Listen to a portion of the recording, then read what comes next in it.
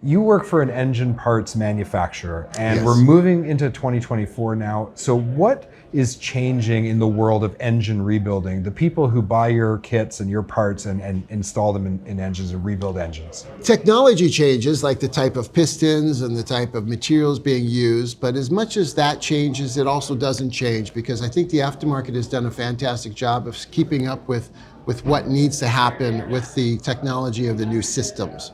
And we're looking at now engines from 2010 that are now coming into the aftermarket, 2012, and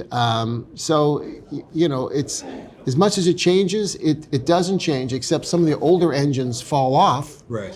and the newer engines are coming in. And I think from an aftermarket perspective, IPD tries to stay up with staying current with the new engines that are coming into the market now.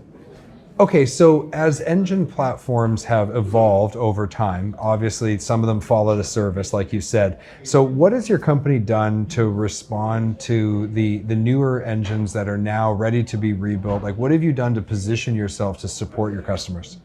Well, we go in to analyze the engine, analyze what the parts, what are they made of, any patents, any restrictions there, any new technologies, any subtleties in the design. And at IPD, we're very, very good at analyzing the engine. We're engine people, so we know what we're looking at, and we manufacture our own liners and our own pistons and gaskets and so forth. So it's not just a matter of sourcing, but we're experts in the manufacturing of it. So we understand what has gone on in the design of those parts, and we can duplicate that and bring an alternative to the marketplace, and oftentimes even enhance the product, because an OE perspective, they make it for a brand new engine. We, in the aftermarket, make it for the rebuilding of the engine. So we can even improve on something that's been in the field for 10 years, and issues come up and surface as to what might not be working well in an engine that's been running 10 years, and then improve that and fix that issue.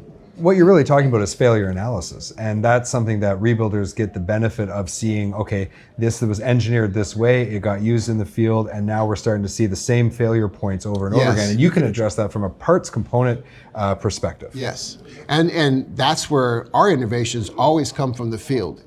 Talking to people that are building engines or selling the engine parts, and they're saying, you know what, like the ISX is a perfect example. That has a cast iron liner in a stop gap block. So basically the liner is hanging free in the block.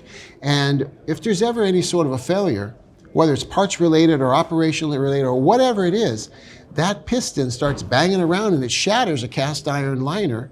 And what you get often is a ventilated block, a hole through the block. Yeah. And we looked at that after 10 years of operation, and we said, we can improve on that. We can make that better. So we've come up with a chrome moly design liner that's strong enough to contain any sort of a failure without sacrificing performance or life or what have you, and fix a problem that's inherent with that engine. And that's the fun part about being in the rebuilding, because when it comes down to it, we can make it better.